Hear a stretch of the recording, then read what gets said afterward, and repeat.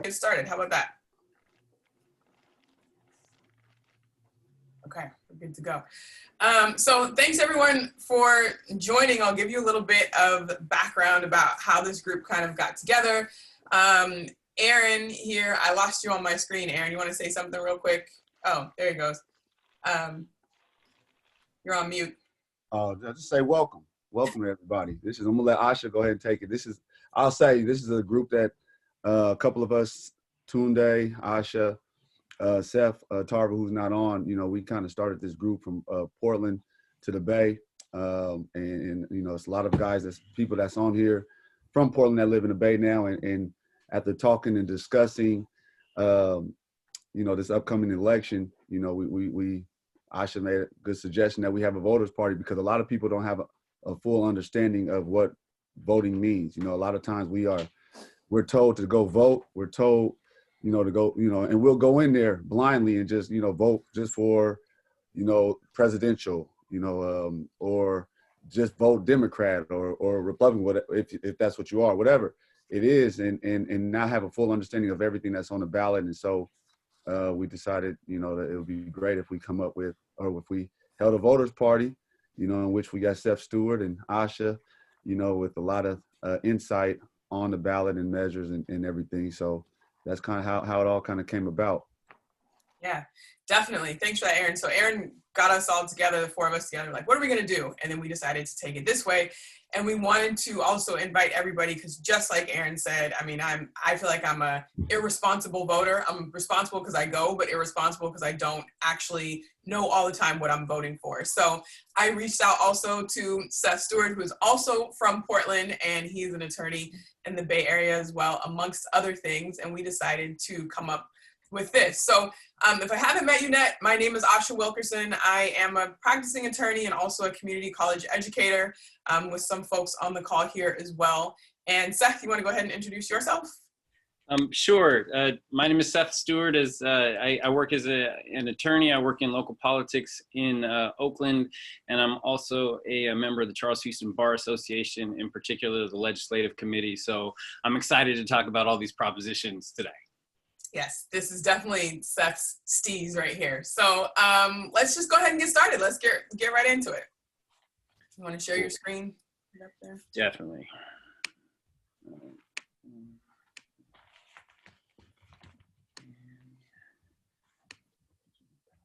Okay. So hopefully everybody sees that. How's it look? We don't see it in presenter mode. Oh, okay, hold on. All right, well, actually that's all I'm gonna get to at this point, it looks like. So just work with me. So this brief agenda, we already talked about this, but just want to make this clear in terms of what we're talking about today. This is just going to be the state propositions. So there's a whole bunch of federal election stuff happening. We're not talking about that on this call.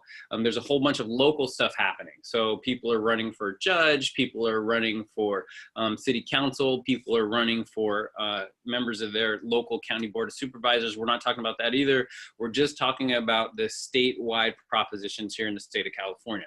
And then at the end, we're going to ask people what their plan to vote is and wrap up. That's pretty much it. So let's get into it and start with Proposition 14. Asha, go ahead and take it away. Seth, I think try unsharing your screen and then share it again, because I think it might be sharing the wrong box. All right. Hold on. Okay, perfect. There we go. Did I do it? All right, cool. Yeah, okay. So Proposition 14, this is one that I don't know that much about. It is really requesting more money to do stem cell research. No, hi, Erika. It's requesting more money to do stem cell research. And I think the League of Women Voters is neutral on it, and I haven't found anything that's like real pro about it or really against it. Of course, there are doctors that are in support of it because there are a lot of new medical advances that are supposedly or that are being advanced off of stem cell research. But it is also a lot of money, $5.5 billion, that would be taken from other areas to advance stem cell research. So does anyone have any like information about it or know anything about stem cell research and have any opinions one way or the other they want to share about it? The one thing I'll say, Asha, is this was a big deal back when President George W. Bush was president, and essentially a lot of the conservatives in the country wanted to stop stem cell research from happening at all. So they took a lot of money away from it, and so California, in response, gave these obligation bonds back in 2004 to create money to continue to do stem cell research. So it's essentially whether or not you want to continue to do the research that the federal government is no longer doing. Right. And proponents say, of course, that, you know, nearly half of all Californian families include a child or an adult with medical conditions that would benefit from stem cell research, treatments, and cures. And then opponents say we can't afford to waste billions of dollars in the middle of an economic crisis with soaring unemployment and budget shortfalls in the tens of billions of dollars. We don't have money to burn. So, hi, Asha. This is Tolliver. My girlfriend had Hodgkin's lymphoma, leukemia, and she was one of the first in California to receive stem cell treatment via Stanford, a study at Stanford, and it did extend her life a year or so. So it did help her. I have a question about stem cell research. So, like, is there an ethical component? Because I know, I'm not sure if stem cells are still like primarily from like fetal cells, and so I know that there's like an ethical issue that people have with the actual research itself, and so I'm wondering if that's part of like what would, make folks choose one way or the other, or is it just the money? Yeah, I think that the ethics is a concern for some folks. On the ballot, they're not talking about the ethics, they're talking about just literally the funds and where the money's coming from and where could that money be used if it's not used for stem cell research. Kofi looks like just put in the chat, there's an article that folks can read about stem cell research. Thanks, Kofi.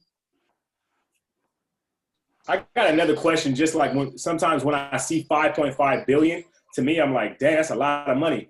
But then sometimes I hear like we got a deficit of like something trillion, so I'm like, how much is 5.5 billion in relation to like our state budget?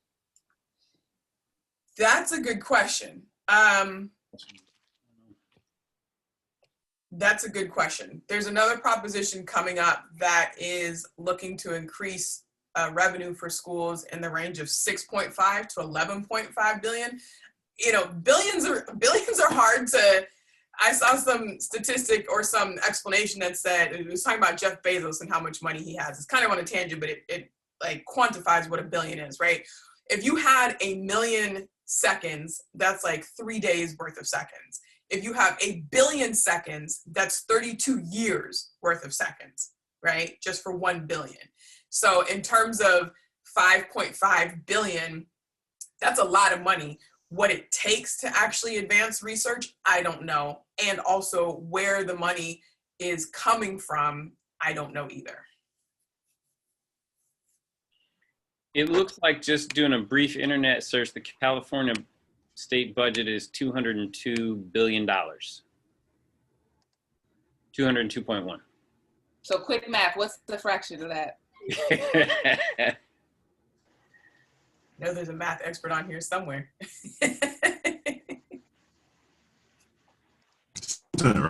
About 2.5%.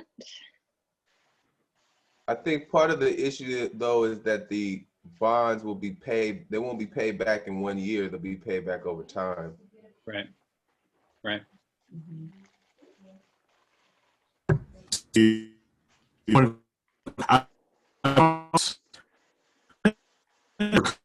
James, your audio is choppy. Your audio is choppy. According to the it does say that it will be averaging 260 million per year for about 30 years. Is what it would be, how it would be paying it back. Okay. So I like this, the official voter information guide, because for the most part, it seems like it's probably not like pro-Democrat or Republican, but you can always use that as well. That's usually what I do. And so you can always use that as a way to be able to figure out more information, because it specifically talks about like fiscal effects for the stem cell research proposition. So.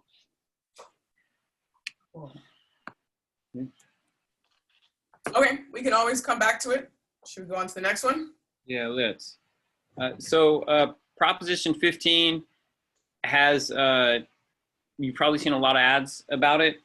People call it everything from the split roll to schools and communities first. Essentially what it does is it will significantly change the way that the state assesses commercial and industrial real estate. So right now the state just does it when there's turnover, when a sale occurs, as opposed to doing the actual accurate value of the real estate.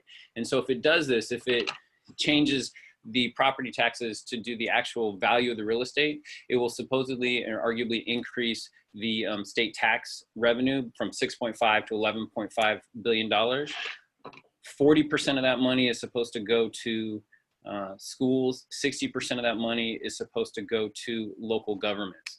The big thing I think for people, or one of the big things to think about with regard to this issue, is it wouldn't affect residential taxes. So if you own your house, it will not at all touch your property taxes. So that's just a quick thing to think about. What the proponents argue is that it'll provide billions in new revenue, it'll give tax breaks to small businesses, and it'll keep Prop 13's protections for homeowners, renters, and farms. Prop 13 was the 1978 measure that created the current tax plan that we're under here in the state of California. Proponents include Gavin Newsom, Kamala Harris, Tony Thurmond, Joe Biden, Bernie Sanders, Elizabeth Warren, Cory Booker, Barbara Lee, the Alameda County Board of Supervisors, the Berkeley City Council. This is just a smattering, by the way, it's not everybody. The City of Oakland, Keith Carson, the California Democratic Party. Opponents say that it would trigger the largest property tax increase in California's history, and it will require huge costs to administer. The opponents include former Governor Pete Wilson, Don Parada, the California Taxpayers Association, California Black Chamber of Commerce, California Chamber of Commerce, Veterans of Foreign Wars Department of California, and the Bay Area Council, among others. So that's Proposition 15. So a little bit of history also is that usually when corporations buy property, like commercial property doesn't change ownership very often. So a lot of people have owned commercial property for 40, 50, 60 years, and they're still paying, that corporation is still paying property taxes from the original sale price, as opposed to what the value of that property is today. So it doesn't change hands nearly as frequently as residential property changes hands. And I think some of the proponents are saying that they feel like it's going to make it harder for small businesses, but I don't know that that's necessarily true, right? It just, in my opinion, would be requiring the the landlords, the commercial landlords, to be contributing what is maybe a fairer share of the taxes for the property that they own, right? Questions, thoughts, opinions on Prop 15? So we I have have a question. Sure. Thank you. It looks like this 6.5 to 11.5 billion, is that coming out from the presumably increase in taxes that will be collected from commercial and industrial real estate, or is that coming out of the budget? Yes, that's exactly right. It's coming out of the increase in tax revenue from the commercial industrial real estate. That's exactly right. And that's what that number is, and they already have an idea about where they're going to spend it, and they have an idea about where it's coming from. That's exactly right. And we've got some educators in the group too, including myself. So this really goes to fund K through 12. K through 12 also includes community colleges. There's a push in California to make community college education free. And then in addition to that, 4-year state schools free. I think we can all probably agree that K-12 needs more funding, right? We're always talking about education funding and where's the money going to come from. And so this is one solution to assess taxes on commercial property so that it is brought up to date, not even necessarily that they're being overtaxed, but it's brought up to date to what the market rate is. So this is a big concern with Proposition 15 is that it seems to be eroding Proposition 13. Like it now brings industrial properties up to market value as a base for taxation. And knowing that this pandemic caused a humongous hole in the state budget, I think it's only a matter of time until the state assembly is gonna go around and like, where can we get more money? Oh yeah, we could tax residential property at market value rather than whatever it was purchased for at some point in time. And so that's basically my biggest concern, that this is the first step to suddenly tax residential property at market value, even though this one explicitly excludes residential property. But I see it as sort of the first domino to fall. And I mean, if it were come to place that residential property being taxed at market value, then I don't know how many of us would be able to continue living in California. So I can handle that one. Definitely, I can completely understand the reasoning on that. That makes a lot of sense in terms of the idea, because you're right. This Proposition 15 exactly attacks Proposition 13. And the reason they call it the split roll is because it only deals with commercial property. And the reason that's important is because historically, in 1978, when this was first passed, commercial property paid essentially most of the property taxes in the state of California, and residential properties paid less. Since then, that's actually reversed. And so now most of the income from the state of California comes from residential properties and not commercial properties. This proposition effectively tries to switch that ratio and increase the amount of commercial property revenue, and subsequently or equally decrease the amount of revenue the state's bringing in from the residential property. And so the question about, are you going to go after residential property taxes next, is I think exactly the fear that the no on Prop 15 people in all of their ads are trying to get you to buy. Even though it's completely unrelated to what's happening in Prop 15, the no on Prop 15 people want you to believe exactly what was just articulated, that, oh, it's first they're going to go after the commercial property, then they're going to go after the residential property. It was exactly that argument that the ads that you see on the no on 15 people are saying, and that's not factually accurate. There's nothing that says that. And if you think about it for a minute, for that to actually happen, the California state legislature or the people of the state of California would have to put another proposition on the ballot specifically addressing residential taxes. Those things are completely totally separate. That's why they're calling this particular measure the split roll, because it's only addressing commercial and industrial property, and it actually will lower residential property taxes because of the amount that's increasing for commercial property taxes. And Alina put in there also in the chat that it's only commercial properties over $3 million. Did you want to add to that, Alina?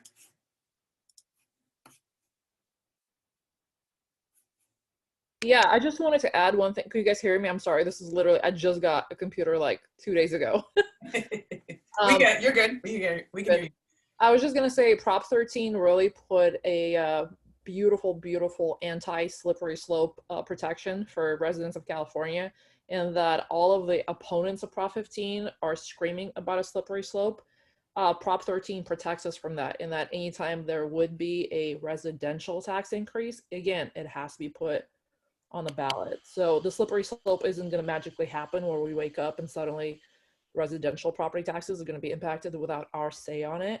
So I just really want to like keep spreading the word that the slippery slope argument is a little bit faulty. That's it.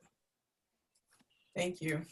I just wanted to add one quick thing just for people to think about when it comes to commercial real estate taxes. A lot of those are under triple net kind of arrangements, which means that the tenant is actually paying the tax. And so this will be passed directly to the tenant, which means these are businesses that are going to ultimately have to raise their prices. And so, you know, it's not just going to be the landlord that pays for this. It's going to be kind of spread out because of the way these, especially these commercial properties are set up. Can I ask a question? Hi, everyone. Hi, Erica. Hi, my name is Erica. When it talks about current market value, at what time are they assessing this? Annually. Because, you know, there's been a huge, maybe this was already answered, but, you know, as we know, because of the pandemic, there's been a huge change in the market rate and value of these properties. Annually. So every year, they will just assess what the market value is. Right. And then also for folks that have commercial leases, right? Our leases are locked in over a period of time. So I don't know that as commercial tenants, we would be seeing increases right away. But I think also to keep in mind that schools need money. we need some money for education. So just to balance all of that out. Would this potentially affect large food businesses? It could probably affect everybody. Yeah, if the property is valued over $3 million, I think it would. So I think the last thing I'll say on this before we move on is at least from my perspective, I'm a strong proponent for Proposition 15. I think that big businesses have been getting away with not paying their share of fair property taxes for a very long time, and this fixes that problem. All right, I think that's it for 15. Let's go to 16. And, all right. So Proposition 16 is essentially a repeal of Proposition 209, which was a 1996 proposition. A yes vote would allow government and public institutions to consider race, sex, color, ethnicity, or national origin in 3 primary areas: public employment, public education, and public contracting. So those are the big things to think about in terms of Prop 16. The people in support of Proposition 16 say that it means equal opportunities for all Californians, and that we're at a historical moment and need to strengthen California by overturning discrimination in all areas. Proponents include Kamala Harris, Dianne Feinstein, Gavin Newsom, Tony Thurmond, Malia Cohen, Rob Bonta, Karen Bass, Barbara Lee, Nancy Pelosi, London Breed, Libby Schaaf, Eric Garcetti, the city of Sacramento, San Jose, Santa Monica, Long Beach, Alicia Garza, who's one of the founders of Black Lives Matter, and Dolores Huerta. Opponents argue that it would be a step backward and introduce a new form of discrimination and would require costly bureaucracies to enforce its provisions, and it would burden taxpayers. Ward Connerly is the primary opponent of Proposition 16. I don't know if everybody remembers what happened in 1996, but Ward Connerly was a member of the UC Board of Regents and led the Prop 209 charge to essentially ban affirmative action here in the state of California. At the time, it was called the California Civil Rights Initiative, of all things. And so that's Prop 16. Yeah. I think that this is a really important one because it, again, just like it says, allows government institutions to consider these protected categories. So if people are underrepresented, whether we're talking about getting into a UC school or a state school or applying for a job with the government Or even some of us have businesses that are contracting with government entities.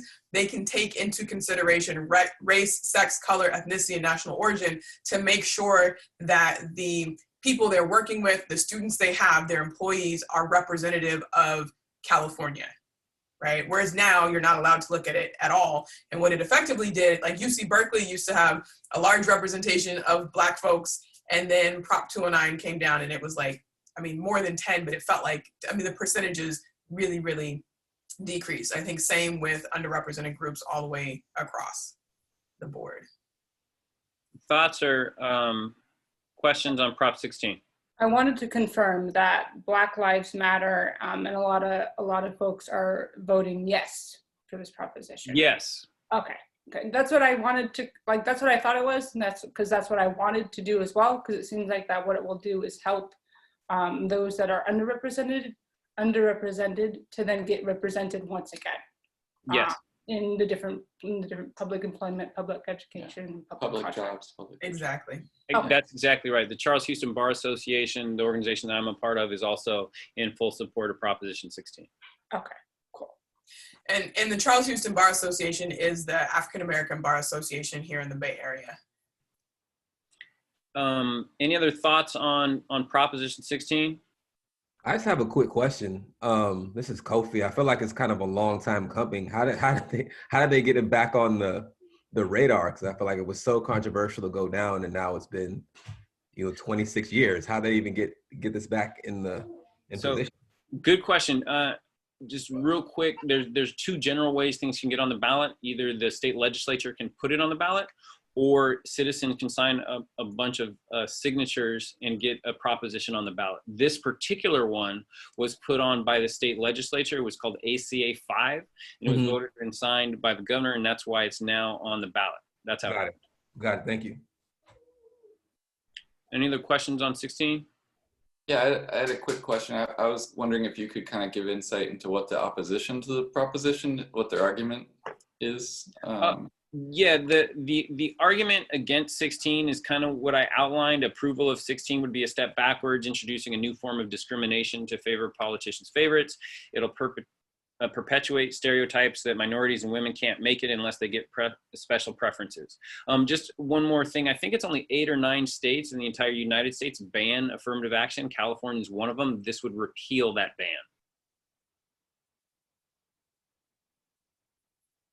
So just to confirm, so you're saying that majority of America is actually already doing what we're hoping to do, correct? That Yeah. we're hoping will actually happen. Okay. Yes. Yeah, we're behind. Yeah. Okay, that's it for 16. Unless we have any more questions, let's go to 17. So Proposition 17 has to do with voters' rights restoration.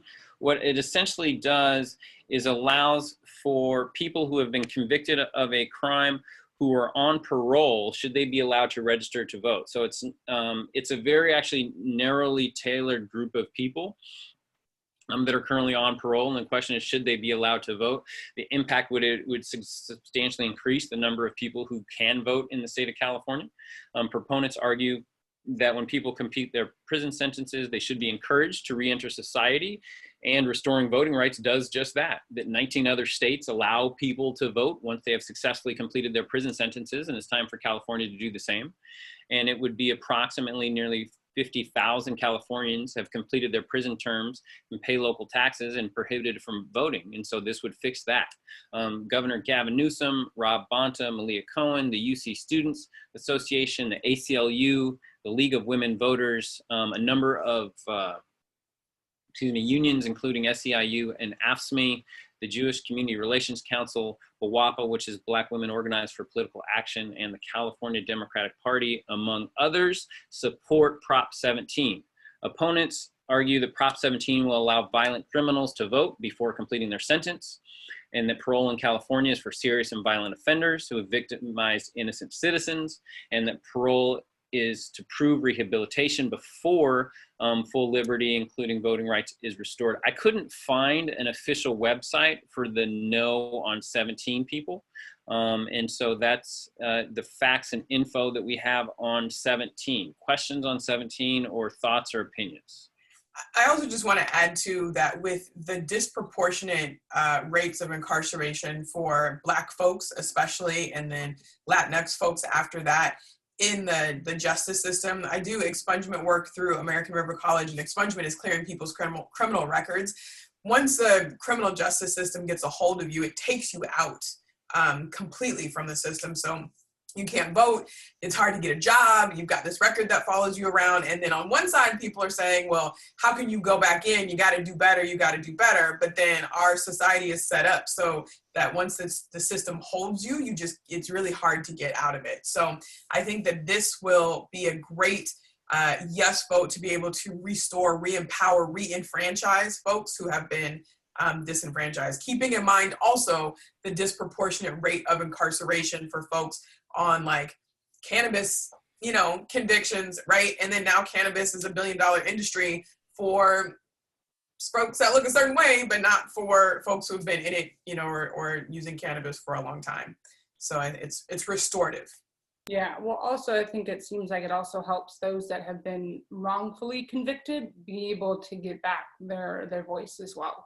Because I've through a lot of research of my own, I've seen so much of the Latinx and Black communities being wrongly convicted, and being able to then have this then be another step forward for all people, not just for the Black and Latinx communities.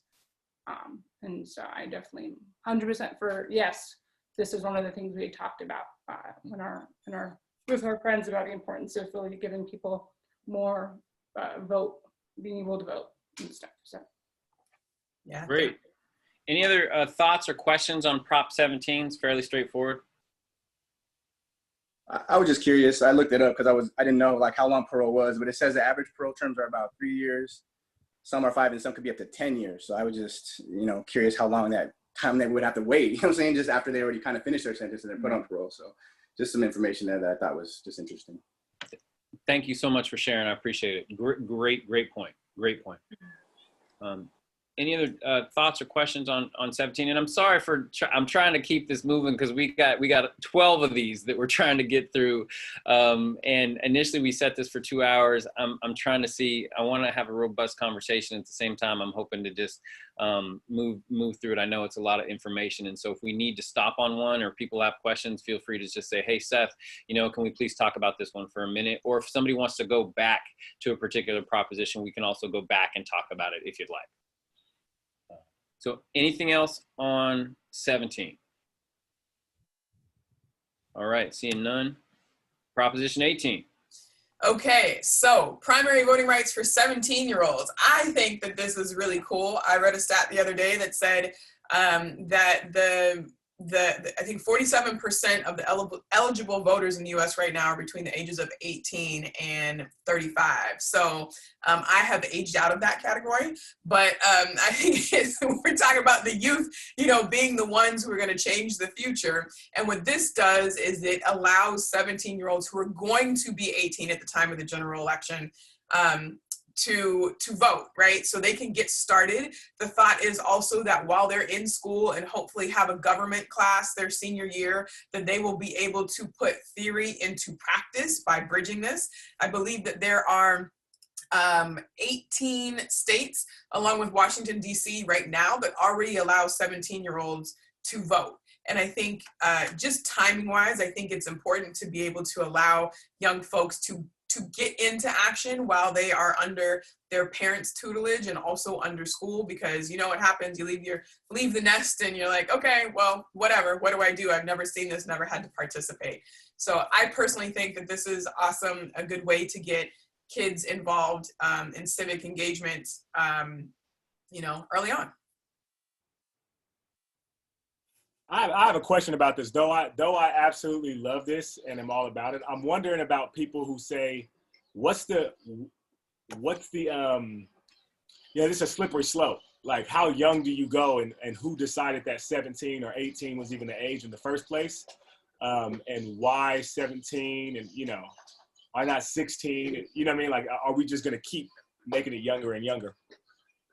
That's a good question. I can tell you right now that there is going to be, I think there is this, I need to actually double check this, but locally in Oakland, there's definitely an opportunity for young people, I think it's 17-year-olds, to be able to vote in school board elections. So not other things, but you're right in the sense that people are pushing that. It's also happening in San Francisco, where people are able to vote at a younger age. And I think that it does lend itself to an interesting question, like what is the age when people should have an opportunity to participate in the democracy? And I don't think that there's a hard and fast answer to that. I think it's an open question. Yeah. What I would say just briefly is that young people generally don't vote, and I think if people can get into the habit of voting as soon as possible, making that habit consistent over time, this I think would help with that. I think also, I just remember as a kid feeling like I had absolutely no say. Like I couldn't control anything around me, and I hated it.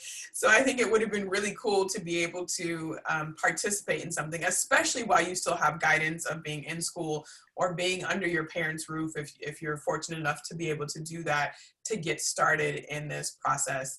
And I think maybe instead of thinking like, well, are they mature enough? Are they old enough to do it? Can they handle it? Then maybe we should be thinking, how do we equip our young people to be better decision makers, and ourselves too, which is exactly what we're doing right now, right? Well, also, let's just think about all the other responsibilities that a 17-year-old is afforded, right? They can drive, they can get married if they want to, you know, like there's other responsibilities that they have at that age. You know, they're making decisions about college, about where to move, you know, where to go. And so I think this is very fitting. Yeah, I like that. Let me say, they can work and pay taxes. You can work and pay taxes, you should be able to vote. All right, cool. If I don't, any other questions or thoughts on, where are we? 17. Oh, 18. Or 18, excuse me. Any other on 18? No, seeing none? Okay, 19. Oh gosh, is this mine too? Yep. This is a long one. I don't even remember. Okay, so this one is, yeah, this one is a little bit confusing to me. So this proposition, a yes vote, means that elderly folks, so well, maybe not elderly, persons 55 years or older can transfer their property tax credit or break up to 3 different times, 3 different properties. So if someone 56 wants to buy a house and they want to buy a house again at 59 and then at 65, they get the benefit of, I think, keeping their original sort of tax assessment. And so the idea, I think it's put forth that this would help elderly folks, but really it doesn't do anything for low income folks, people who are, let's see, below the poverty line, or struggling financially in any kind of way, but it does allow, I'm not doing a very good job of explaining this. How about we just read this? It's super confusing. Or if somebody else knows how to explain a little bit better than I can, then feel free to jump in. So, but I'll just read it real quick. So yes vote supports this constitutional amendment to allow eligible homeowners to transfer their tax assessments anywhere within the state and allow tax assessments to be transferred to a more expansive home with an upward adjustment. It increases the number of times a person over 55 or with severe disabilities can transfer their tax assessment from 1 to 3.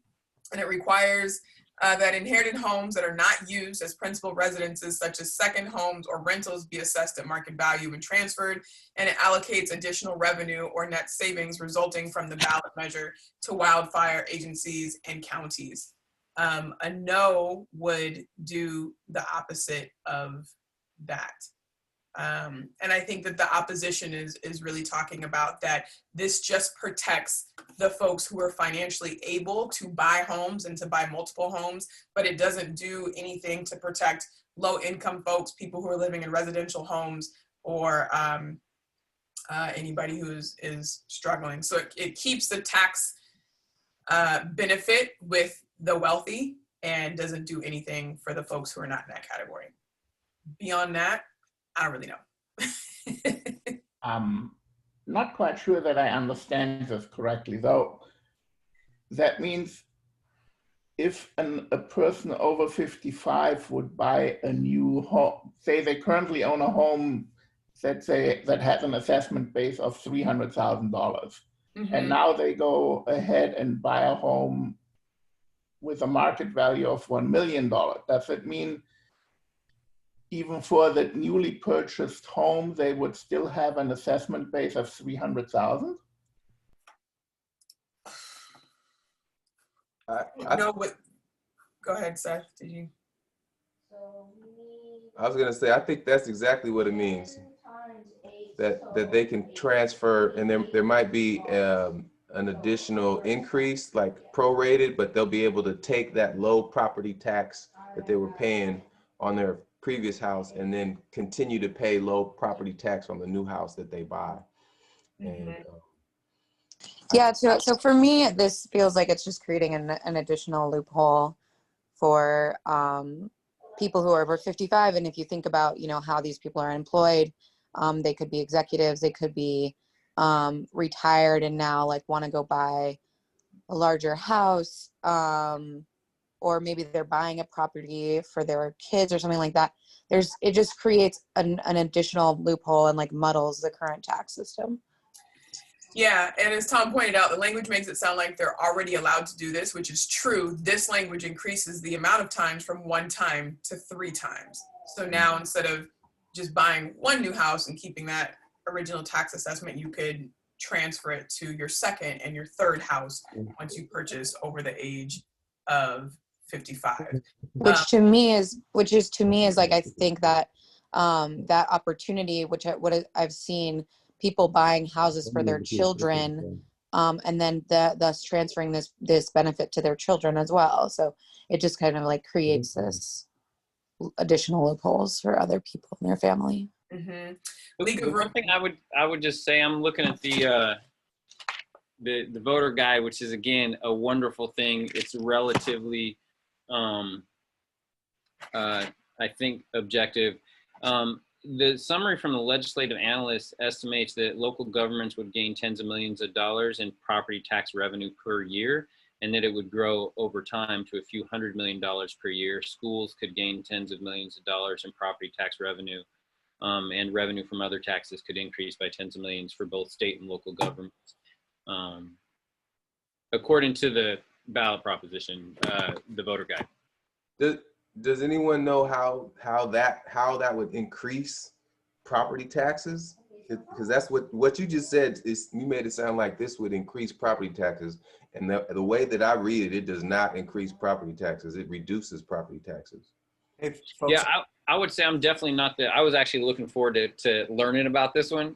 I wouldn't call myself, I don't think I'm knowledgeable on 19 much at all. But it is interesting, the legislative analyst is fairly objective, but I think that's a solid question in terms of how it would increase, because it does also maybe the reason and maybe the reason that it would increase taxes is because the percentage of homes that are not used as principal residences and second homes is a large percentage. So it would be a net increase, and if that's true, then I would, I might change my vote. Yeah, and just put in the chat too what the League of Women's Voters have said to oppose it, and their main reason is that this proposition does nothing to help low-income seniors or families struggling to find housing. So if you're allowed to transfer and keep buying, I guess it just ties up more of the housing market in some sense. The proposition would allow not just 1, but 3 such transfers. Senior citizens are already allowed to keep their current tax assessment when they purchase a home of equal or lesser value. So the only thing that I'm thinking that may increase the property taxes assessed is it's strange that this law, the proposition has 2 parts to it. One is the increase and ability to transfer from 1 to 3 properties. But then there's this second kind of clause that's require that inherited homes that are not used as principal residences, such as second homes or rentals, be reassessed at market value when transferred.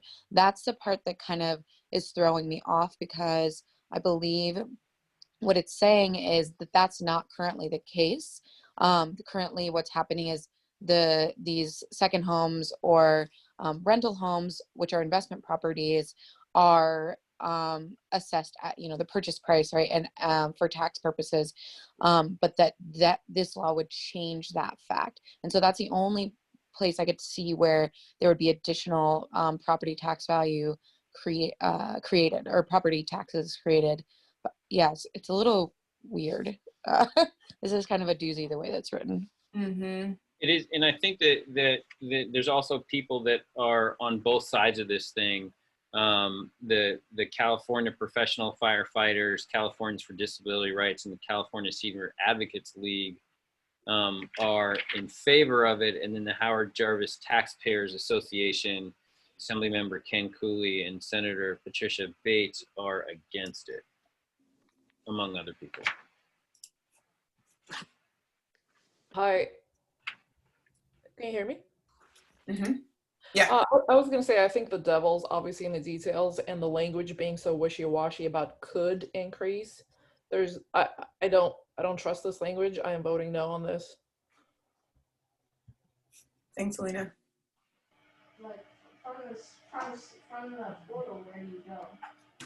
I'm wondering, is anybody voting yes on this and would like to speak up? So I just want to share something from a voter guide that I got from 2 friends of mine who are activists who are advocating yes on this. They wrote that because of Prop 13, entrenched homeowners and interests pay property taxes based off the value of the property when they bought it, rather than higher market value, and that this prop addresses one of the inequities from this property tax law, inherited properties. Right now, if the property is passed within a family, it still maintains the tax rate based off the initial valuation. This prop changes that. Wealthy adult children using the property as a second home or a rental unit have to pay up, which would mainly fund firefighting efforts in the state, and then it goes on. But I think that's where the analysis that says there's going to be more tax revenue comes from. They also go on to say that they are essentially like concerned about this prop. They're not all in on it. They said actually yes, but with concerns in terms of their endorsement. But I think that handoff between parents and children is where the extra revenue is supposed to come from. Right. I mean, and that's an interesting concept too, right? Because I think especially of people of color, when we talk about building generational wealth, right? It's not that we necessarily want to dismantle the tools that have allowed other folks to build generational wealth, but we also want to be able to take advantage of them. So if we own property and we are able to pass down the property to our kids, and you do it through a trust, right? Then you don't have those property taxes assessed as well. I don't know. It kind of makes me uncomfortable because it is so unclear. So I would rather be very clear about what the outcome is going to be before I say yes, I believe. If people want to do some further research, this looks familiar to me because it came out in 2018, very similarly put on by the California Real Estate Association. So I think LA Times is a good comparison of what they tried to do in 2018 and what they're doing now. Thanks, Kofi. Exactly, and now they added the disabled and the wildfire victims, I think, to make it more palatable. Right. I just had one comment. I mean, this is something I'm not good at, so I'm not sure. But I was looking at Ballotpedia, and it just mentioned like who the supporters were and who was against it. And so that's where I can kind of get confused too. So it says Gavin Newsom, State Senator Tony Atkins, Fiona Ma, Betty Yee. So the Democratic supports it. The union, there's a lot of unions. Let's see, California Nurses Association, California Professional Firefighters, State Federation of Labor, and then organizations is California Black Chamber of Commerce, Cal Asian Chamber of Commerce, California Hispanic Chambers of Commerce. There's a lot more, but I think, and then the organization that was against is Howard Jarvis Taxpayers Association. So I don't know. I think it just kind of felt, I think like what everybody's saying is kind of confusing. That was just something that I noticed when I was looking it up. Yes, and Jessica just put in the chat a link to a KQED news article about it too, so we can take some time and do a little bit more research. Thanks, Jessica. Thanks, Brandon, also.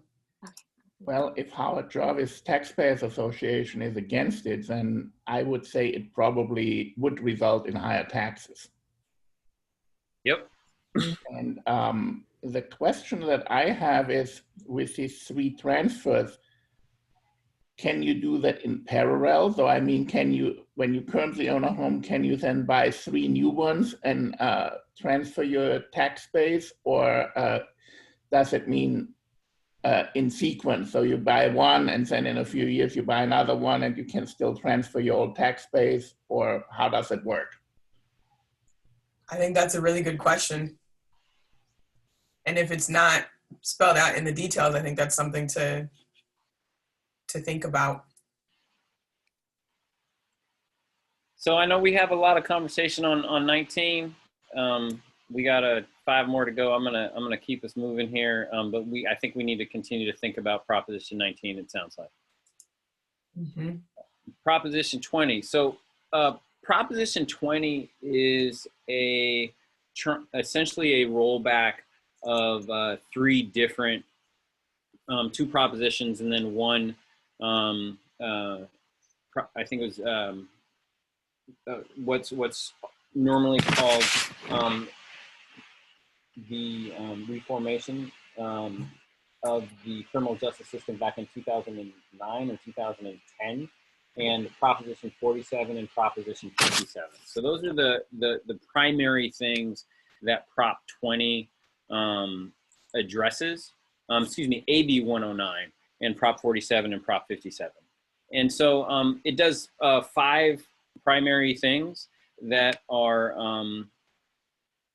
that the citizens of the state of California have already changed one way, and this essentially wants to change it back. And so, for example, number 1, it changes certain theft and fraud crimes from misdemeanors to wobblers. Misdemeanors, there's for everybody who's not totally familiar with the criminal justice system, there's generally 2 types of crimes. One are called misdemeanors, which are minor crimes, minor thefts, driving under the influence of alcohol, things like that. And then major crimes, which are called felonies. Generally, the difference used to be that you would go for felonies were generally prison cases and misdemeanors are generally jail cases. That's changed significantly when AB 109 passed, and now a lot of felonies, you can also stay in local jail. But essentially what this does, and the first thing is it makes a lot of things that are currently misdemeanors to potentially felonies. For example, firearm theft, identity theft, theft or unauthorized use of a vehicle, forgery of an account access card. Those are all things that could now be, if this passes, would be considered possible felonies that the prosecutor can make a decision about whether or not to charge as a misdemeanor or a felony. The second thing it does is require collection of DNA for various crimes, including some misdemeanors.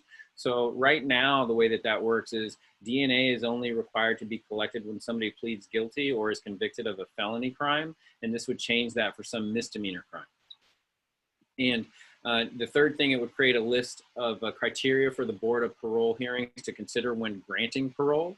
It would expand the list of violent crimes. And so violent crimes in California are commonly called strikes in present day culture. And so if you hear the term serious and or violent crime, this would expand that list. So it would expand the things that are considered strikes It would require counties to request revocation if somebody violates terms of probation or parole for a third time. Essentially what that means is, I used to be a prosecutor in the city and county of San Francisco, so I'm relatively familiar with how this stuff works. People will be accused of and potentially violate probation or parole a number of times. And what this says is that after the third time, the county is going to be required to request revocation and basically put that person back into jail or back into prison. And people violate parole for all kinds of things, you know, failing to show up to work, or things that would be considered not criminal, essentially, and also things that would be potentially considered criminal, committing another crime.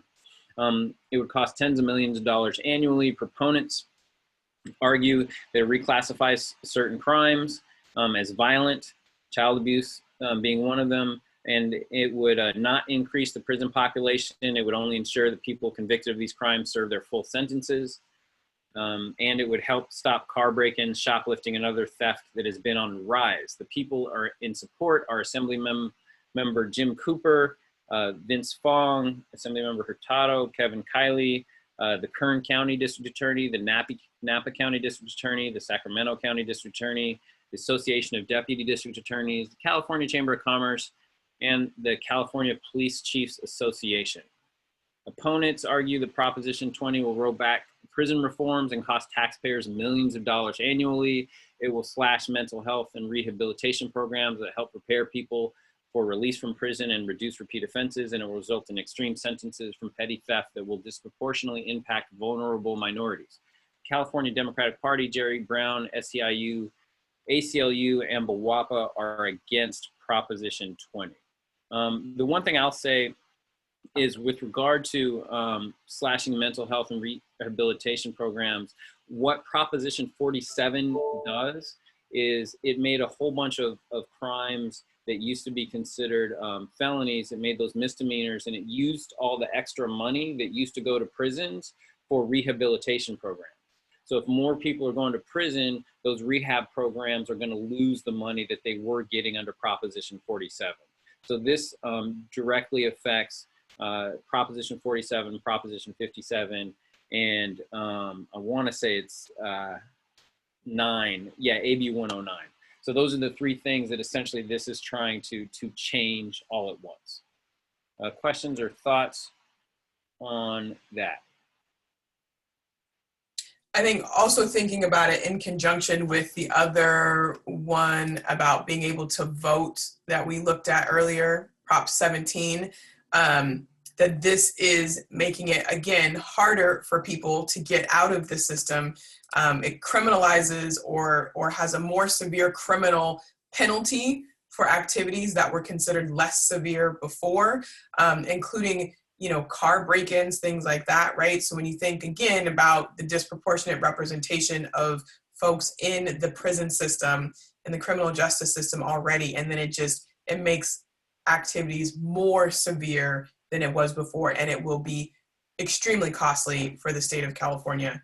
I think it's just another way to lock people up. So is a no for me, in case I wasn't clear. I would just add, you know, I'm an immigration attorney, and this would have severe consequences for our immigrants. Also, it would make them ineligible for certain immigration benefits if there's a felony or, you know, more than one misdemeanors. You know, it would really make things a lot difficult, more than they are in my life and line of work. Yeah, I'm a big no on this one. This is all bad. I think it's a step backward for the state of California. Somebody asked what the list of crimes would be added to the list. I'm assuming to the violent crime list. There is a list in Ballotpedia that lists a number of things, a number of crimes, total 51 that would be on the defined as violent and be excluded from parole. Some of them are already on the list, like murder and attempted murder, for example. Sexual felonies, which are an officer used a firearm. So some of these are obviously already on the violent list. Continuous sexual abuse for a child, abduction of a minor for purposes of prostitution, human trafficking, lewd and lascivious conduct against a person's will, assault with intent to commit rape or mayhem, domestic violence resulting in a traumatic condition, extortion, robbery, carjacking, elder abuse or dependent adult abuse, kidnapping, arson, mayhem. It's a pretty long list. But those are already there. Some of them are and some of them aren't. I actually don't know which ones are added to the list based on this proposition. Some of them, obviously, like murder is already a violent felony, but I don't know, like threats to victims or witnesses, that was generally already a violent felony. I'm gonna have to just cross-reference the list and see what was added, and I haven't done that yet. No. Well, I have a personal opinion about it. Since Jim Cooper is for it, I'm definitely against it. Jim Cooper is the guy that wanted Apple to provide a backdoor to their encryption for the feds. And he just doesn't see that this is a general privacy issue. And I talked to him in person about it, and sorry, this dude is just a moron. He's a former sheriff, so he is more Trump-like than a Democrat. Just, I hear what you're saying. Just going back to this list, like I already know that robbery, for example, kidnapping, arson, those are already violent felonies. So they're already considered strikes. And so this is a complete strike list that's on Ballotpedia, and I don't know which the number of ones that were added. I'd have to get back to you on that. So what you have in your notes, Seth, firearm theft, so stealing a firearm, theft from an elder, identity theft or unauthorized use of a vehicle, unlawful use, sale, or transfer of an account access card, such as a credit card, debit card, and forgery would now be added to be considered violent felonies. And also, if you all aren't familiar with California three strikes law, right? On your third conviction of a violent felony, you go away for life. So there's no possibility, right, of getting out. So it is locking people up. So it's including these other things that have been considered minor crimes to that strikes list that would essentially put people away for life.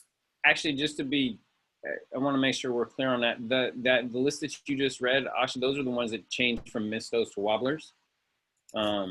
Which now means that they can be charged as a felony, whereas before they could only be charged as a misdemeanor. Exactly. So they're not necessarily the list of violent crimes. It's just the ones that are now moving up to the felony level if Proposition 20 passes.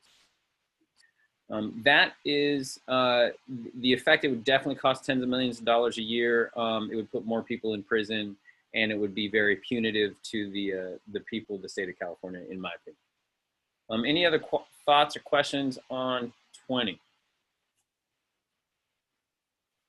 Okay, moving on to 21. Okay, most of my information I got from this one I got from Winter. So Winter, if you're still paying attention. This is local rent control. So this version of this was on the ballot, I think, 2 years ago, and a lot of folks voted against their own interests. But essentially what it does is it allows the county to impose rent control on properties that are more than 15 years old. Right now, Berkeley has rent control, San Francisco, Oakland has rent control. In Oakland, I believe that it is if a property was built in 1983 or 82 or earlier, then it's rent controlled, meaning whatever price you get in at, the rent can only go up. I think it's like 3% per year, no more than 3% per year, right? New properties don't have rent control. Properties built after 1983 don't have rent control. So part of the reason why you see these skyrocketing prices, especially here in the Bay Area of California, is because there's nobody controlling the rental market. So what this allows is for the local county to step in and say, you know, you can move it up to market rate when somebody moves out, but you won't be able to move it, you know, adjust rent $1,000 year over year or $500 year over year. It would impose an increase. Opponents, of course, would be the builders that say, like, free market, I want to get my money, right? And then, of course, proponents of a yes vote are looking at the housing crisis in our communities right now and want some step in with some government intervention just to protect the renters. So I think because it goes back 15 years, it still allows investors to recoup their investment in building new housing, but then it allows folks to not be worried about being homeless essentially, or having to move way out to, you know, like Antioch or something after their year-long lease is up.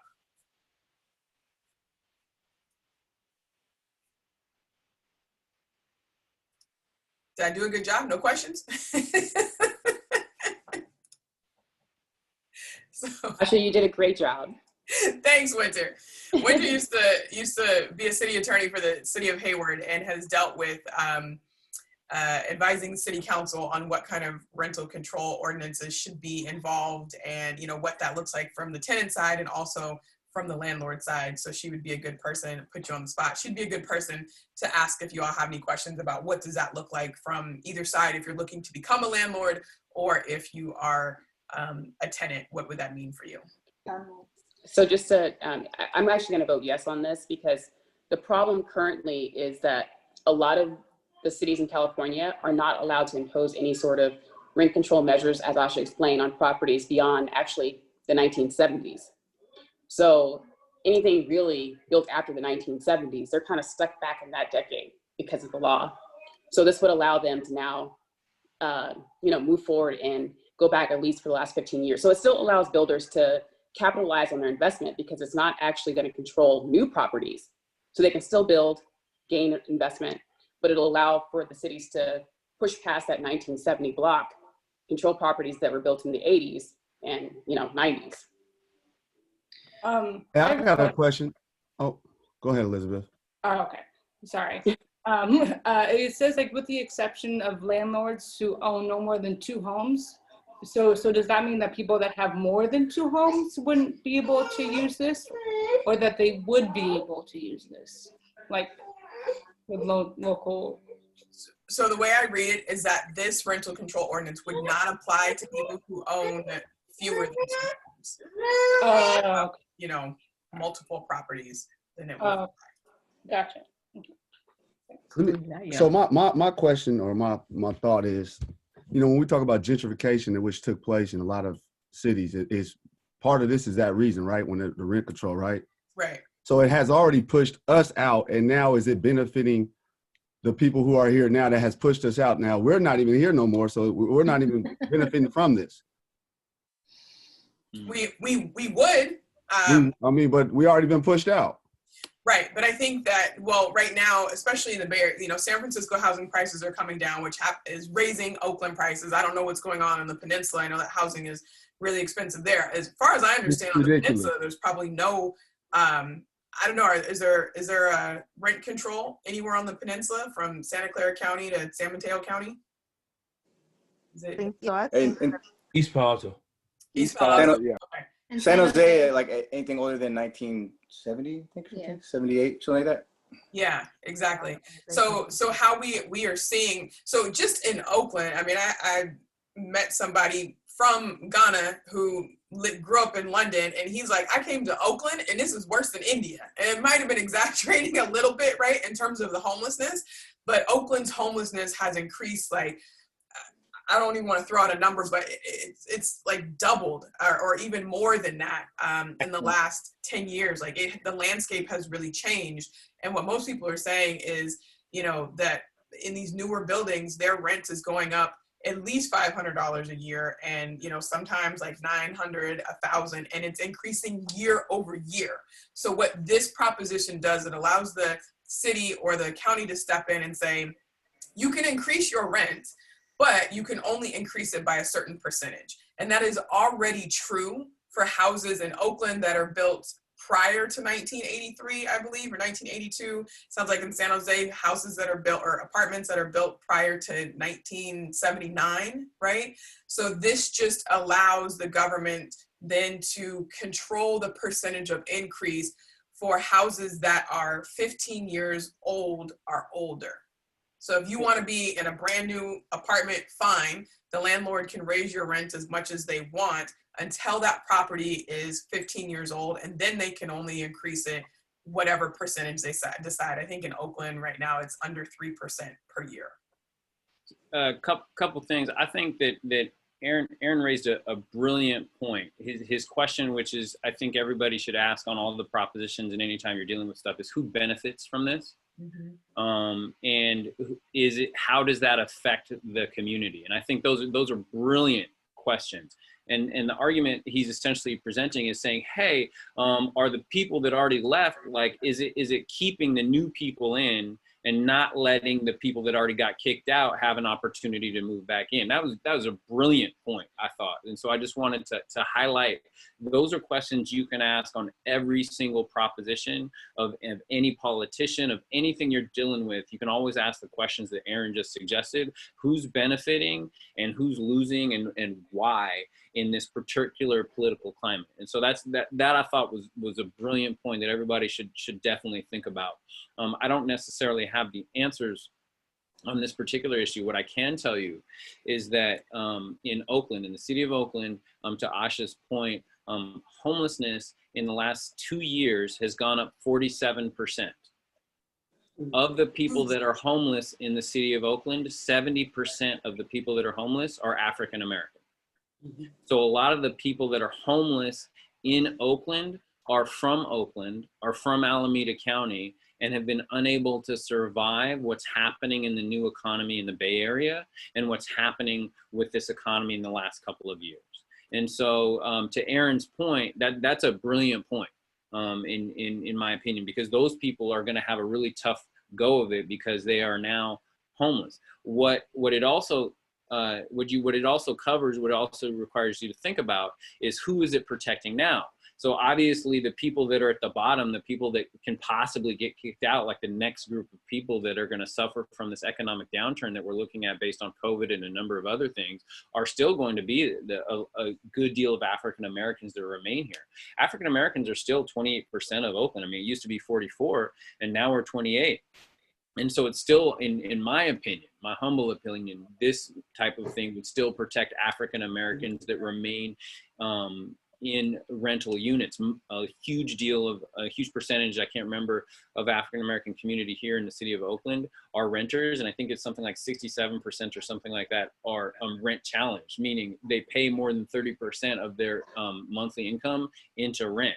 And so rent control would be a huge plus, I think, for the city of Oakland in terms of trying to keep people in their homes and reduce homelessness. I'd also say, just big picture wise, rent control is a arguably economic difficult thing, because you end up creating two different markets. You create people that live in rent control and people that don't live in rent control. And when that happens, so if you get a rent controlled unit, like, you might never leave, which is great for you. To Aaron's point, it's great for the people that have rent control, but it sucks for everybody else who doesn't have rent control. So what happens is, as soon as somebody leaves that apartment or leaves that unit, the rent will become market rate. So it might go from like $800 a month to like $2,500 a month overnight. And so rent control definitely creates two different types of markets. The problem, arguably, if you're interested in this stuff, I'd love to talk more about it, whoever is, about the housing crisis in the Bay Area and the housing crisis in the state of California. We haven't been building housing. I mean, if we were building, I think it's like 3,000 units every year for 30 years would be fine, but we haven't been doing that year in and year out. And there's also smaller cities like Menlo Park and Mountain View, Menlo Park, Sunnyvale, who don't build at all. Like, they don't want, and they have these big companies like Google and Facebook that are living there, and then, that are working there. And then you have all of these East Bay cities that are supplying the workers for these places, and essentially trying to build housing, but not keeping up. That's why people live in Tracy right now and come and work in the Bay. And so we're definitely running into huge problems with regard to housing overall. We definitely need to build more housing. And I think that rent control is a step in the right direction, but it won't solve all of our problems. Right. I do think it's a step. I think it also, Seth, decreases that gap that you're talking about with the two markets, right? The rent controlled market and then sort of the free market. Now, that rent controlled market will grow, protecting everybody, right? Us, but not just us, but everybody, because it will now regulate housing that is 15 years old or older, as opposed to like 40 years old or 50 years old and older. I have just one thing, a couple thoughts to add. One is around the thought of like what's going to happen to the landlord, or what would the landlord think of like reducing the rent if there's rent control. These are just like thoughts, and again, yeah, Seth, I would love to talk more also about this issue because I think it's really fascinating as well. If there's rent control and the market drops, like in COVID, if there's no rent control, the landlord's gonna be a lot more likely to just be like, okay, well, let me just drop my prices quickly for like the next year or two to be able to capture this market right now. But then if they're gonna be more likely to keep their prices high where they are. So I don't know if that's necessarily good or bad. It's just like a thought that I'm thinking may occur. The market's going to be a lot more kind of stuck where it is. And then for people building, one of my friends works in homelessness. He's a lawyer who works with the houseless population and does, ensures that they get their Social Security and all of this. He actually is against this proposition for a variety of reasons. Because it decreases the statement is that it decreases the ability or the likelihood that people will build housing. So that's a thought. I know that's like controversial, like hot take, I don't know, but those are just a few things that I've heard from my community as I've been asking about this proposition, because it is it is interesting to think about the economic effects. The second one is going to be a little bit harder to talk about in the time that we have. The first one, I think I can be relatively straightforward. Generally speaking, landlords never reduce rent, period. What they will do is they will reduce what they are renting an open unit for, what they're offering the initial rent. So for example, I have a friend of mine who lives in Jack London Square, and she is currently, I can't remember what she's paying, but there are open or empty units in her same building that are currently going for, I think it was like $500 less than what she's currently paying right now. And so Sorry, that's what I meant to say. What she'll plan on doing is just leaving when at the end of her lease. She can just move essentially to a new apartment if her landlord doesn't reduce the rent, which the landlord has no intention of doing. And so landlords generally don't reduce rent. What they will do is they will make rent open units available for lower rent depending on what the market is as the market changes. Sorry, yeah, that was what I meant, was reducing rent for the current open units, but they're going to be less likely to reduce the rent for current open units if they then can't raise those units once they're already rented at that lower price. I hear what you're saying. That's a market question, and generally the answer is landlords will have the highest rent that they can get rent for. Absolutely. And that's the market, right? Like if you went to go buy a car, right, they're not going to sell it to you for cheaper than what you're going to pay for it. And so similarly with rent, if they can get $1,000 for rent, they're not going to lower it to $900 just because there's rent control kicked in, or they're not going to not lower it to $900 if they can get $1,000. If they can get $1,000 for the rent, they're going to get $1,000 for the rent. That, you know what I mean? That's pretty much how that one works. The other question about whether or not it will reduce people's or developers' interest or want to build, I think Winter initially addressed when she said that 15-year period that it affects. It only, and this is the Contra-Hopkins law that this is affecting or limiting, and it's allowing local governments, cities and counties to impose rent control up to buildings that have been built no later than 15 years ago, or no earlier than 15 years ago, excuse me. And so developers will, the argument is, and this is, I think, goes either way. I know you said it was a hot take. I think it's definitely a longer conversation than we have for here, but the argument would be that developers have essentially that 15-year time span to be able to raise rates to whatever it is they feel like it before rent control kicks in. Right. And again, when a tenant vacates, landlords raise the rent to market rate. What it does, though, is that it protects the individual renters from not having an increase year over year of $500 or $1,000. There's a couple folks who put in the chat who shared. Jessica shared, Rosie also shared about their families and how rent control has protected them. Just because in Berkeley, landlord tried to evict them when she was pregnant, right? And allows, you know, Jessica's a teacher doing great work, and this allows her to be able to stay in her apartment. I know a family that was in the Uptown in Oakland, a family of 4, so 2 kids, and their rent went up like $800, you know, from one year to the next. And it forced them, fortunately, they had the capital to be able to buy a home. That's why people buy houses, because you know what your mortgage is going to be for the next, one of the reasons, because you know what your mortgage is going to be over the next 30 years. Instead of having this instability in your housing with uncontrolled rent, now at least you know if you get into a brand new unit, market, you know, whatever is going to change year over year, you take that risk. If you get into a unit that is 15 years or older, then at least you know it's only going to go up by a certain percentage.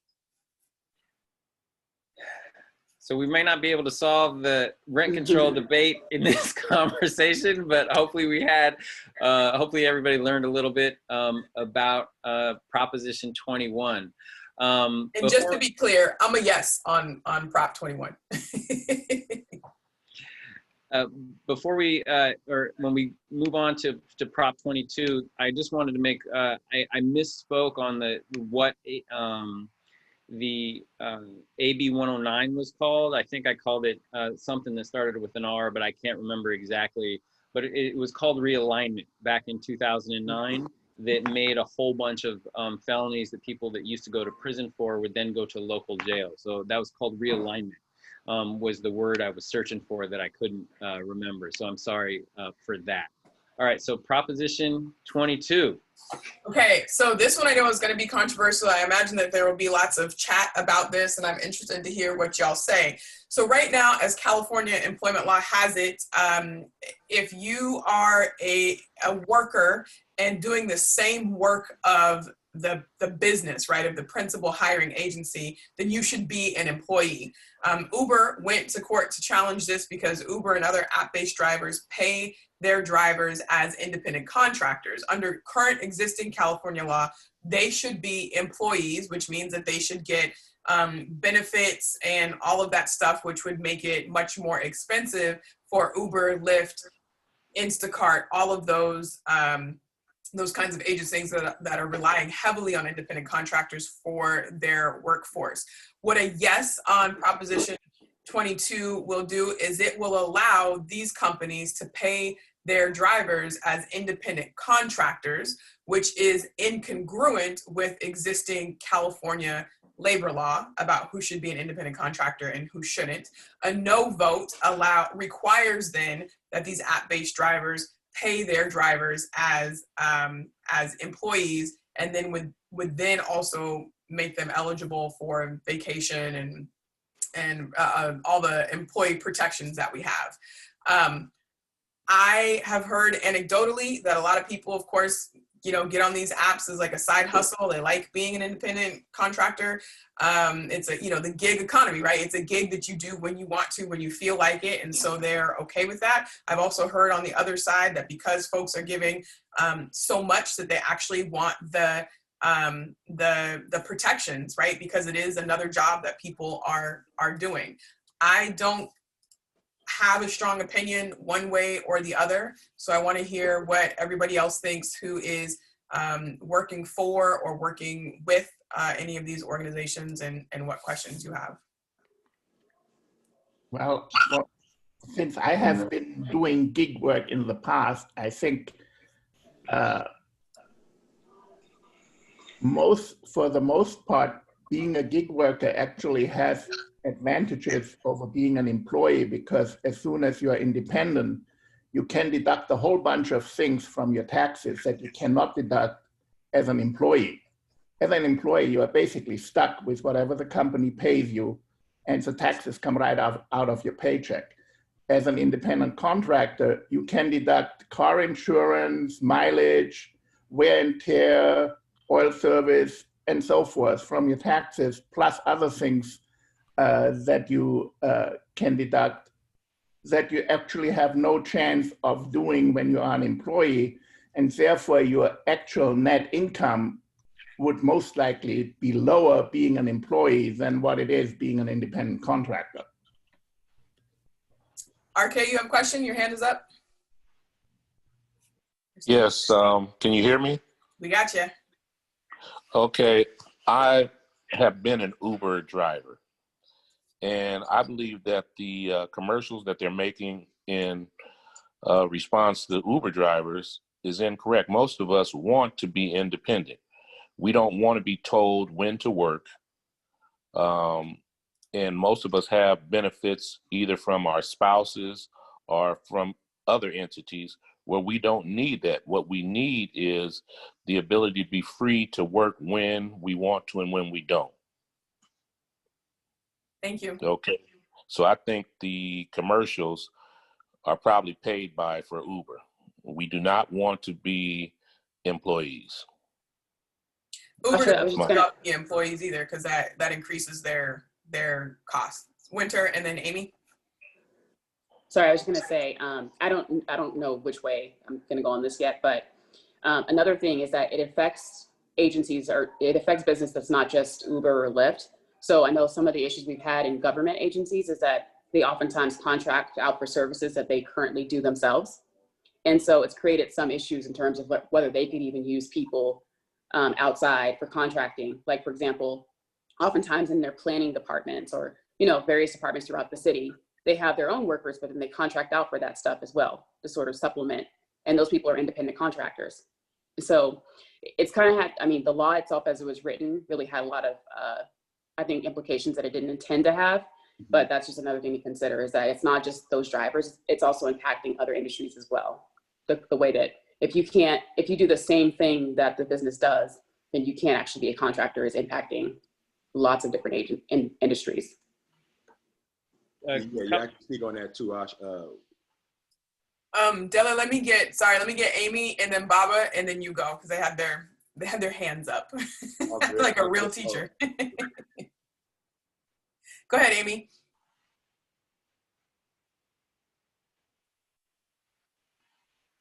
Amy. Okay, Baba? Oh, go ahead, Amy. Yeah. Sorry, I was muted talking to myself.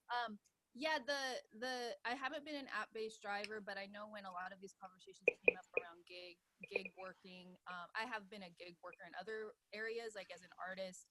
And I think the question I just have, and I don't have the answer to, is a lot of the people who work only as independent contractors and do not get health insurance, like it's so inaffordable to get health insurance unless you can get on Medi-Cal. And I've been in those situations where I've been on Medi-Cal, I've had to cover California. So I just be concerned about those who don't have a spouse. I'm a single mom.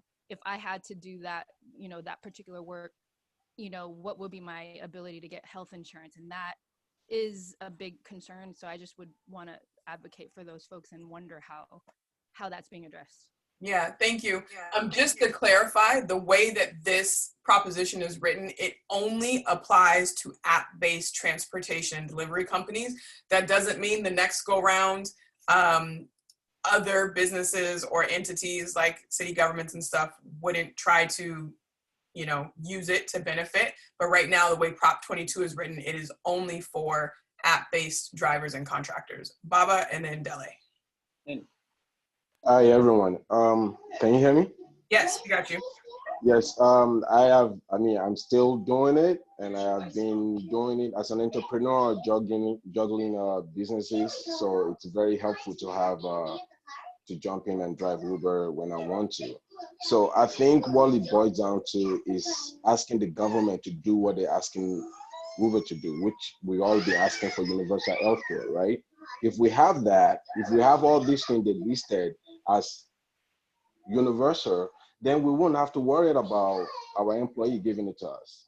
I think that's what it boils down to. So they need to stop wasting the money and put the money where it really counts, housing, transportation, education, healthcare, and food.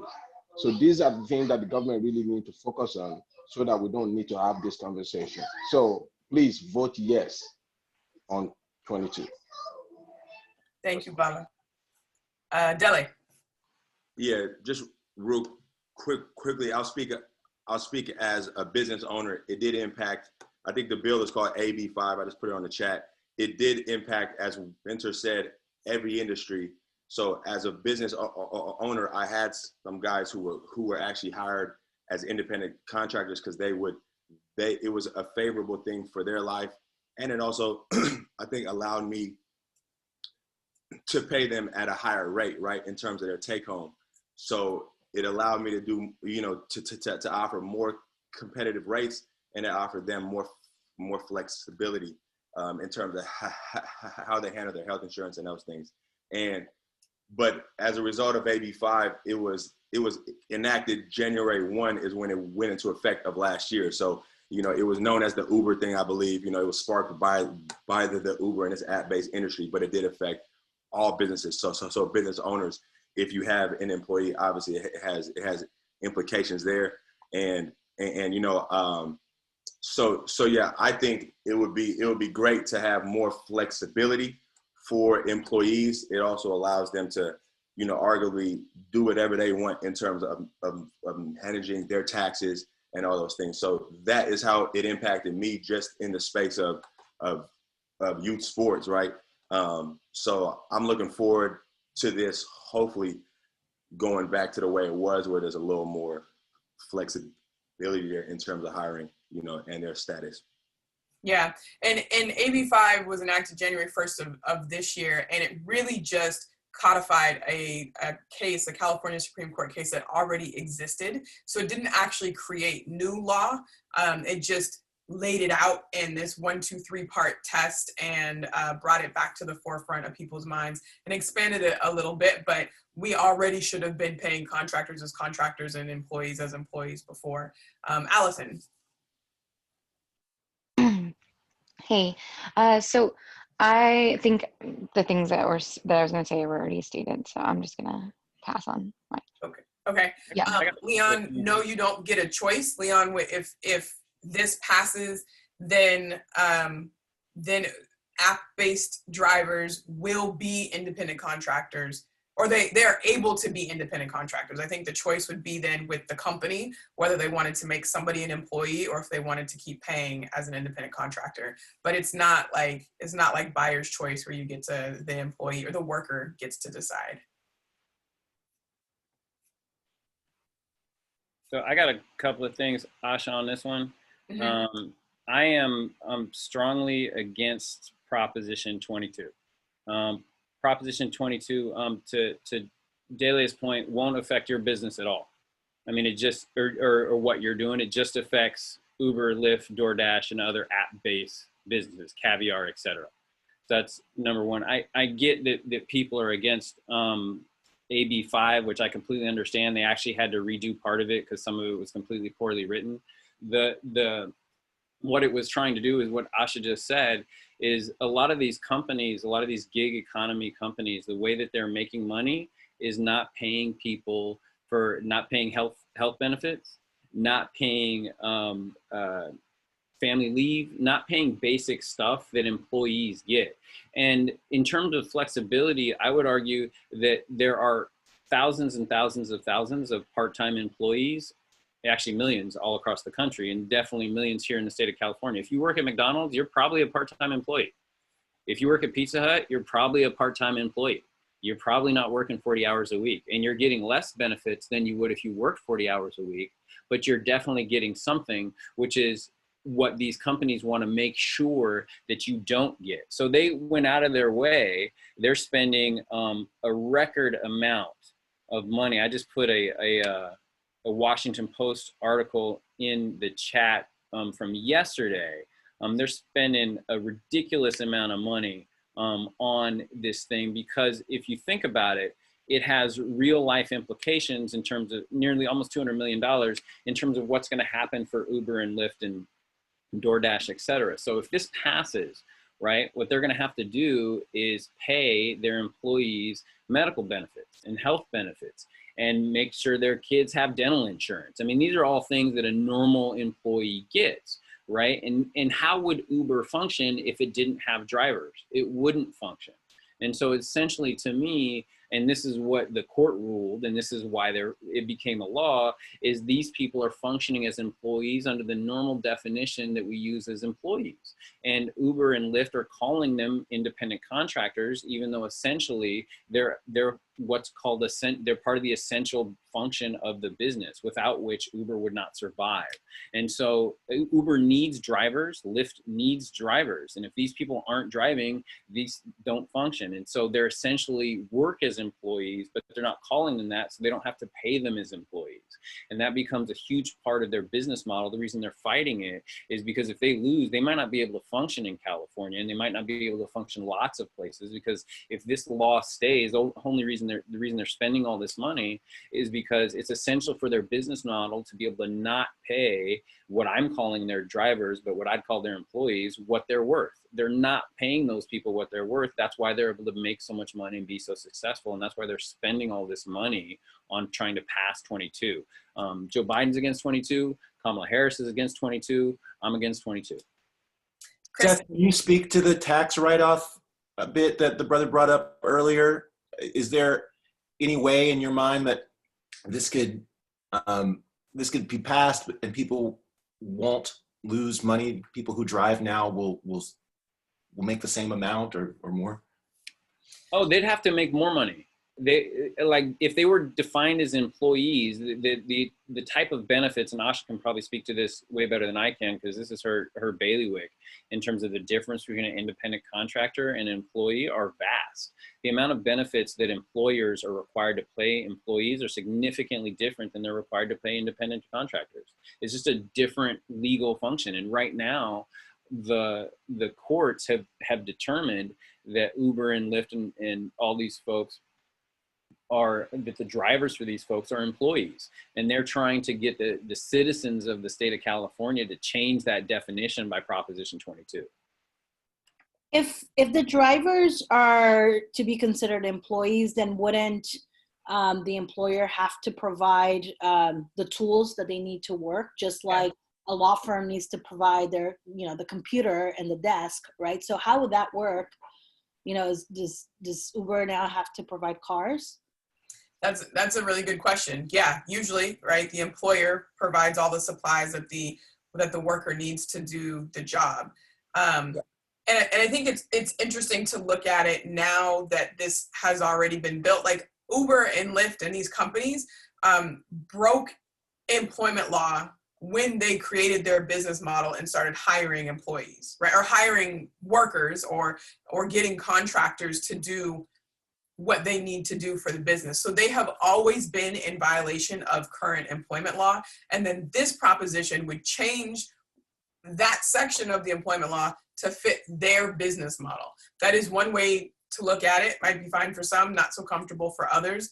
But is it our responsibility? I don't know, to play out all those scenarios. Like, what does it do for Uber's business if they have to get in line and act like every other business? I don't know. I'm not sure. Kristen and then Remy. Yeah, I had two thoughts. One is, Seth, you had mentioned part-time employees like at McDonald's or Pizza Hut. So typically part-time employees don't have the full medical or retirement or any benefits like that, but they do have protections as employees under state law and are entitled to minimum wage. So, and also I think, flexible schedules is often part of it, because I know one of the concerns is having to have some regular set schedule, but I don't know that law mandates a set schedule for part-time employees. So I'm just wondering, that was my first question, is that what you meant when you said part-time? Like, we might still have now a lot of part-time employees, but they still would have some basic minimum protections under employment law. The second thing is, how are the one question I have is like our taxi cab services. How are those owned and operated, and why is this the same or different than that? Like, why wouldn't we be treating this like them? Can anybody speak to that? I feel like yeah, go ahead. I don't know. This is RK. What happens with the taxi cab drivers, they have to pay for a license. And while they're driving, they're paying off that license. So it costs them more. And so Uber and Lyft and those companies are able to pay their employees higher wages because they don't have to pay for that licensing. But so I guess my thought is usually we have a license for a reason. So what is it that they're getting in exchange for that license that our Uber and Lyft drivers are not getting? Is there some benefit there, even though it's costing money for the license? Is it, you know, is there some kind of protection that they're getting for that? I don't know. I just kind of wonder, why aren't these companies sort of held to the same standard as like a taxi company? Because in essence, it's kind of unfair to the taxi companies who've been put out of business now because of this lower option. It's working in some ways, I think, but I also just have some questions about sort of looking at equitability among sort of similar corporations, because they seem an awful lot like a taxi service to me. Mm-hmm. They are. Well, it is. And the taxi cab drivers are upset about the fact that they've spent X amount of dollars for this license, and they could make more money if they just drove Uber. And a lot of them drive the taxi and Uber. Matter of factly, when I started driving Uber, I learned how to drive Uber because I had a taxi cab driver order an Uber, and he told me where the best places to pick up and all these other things. And it was just because I was friendly to him. He just gave me all the information. So that allowed me to be a better Uber driver. Y'all, I want this conversation to continue, but I also know that it's 11:44 and I was trying to be done by 11:30, but it's almost noon. We got 3 more to go.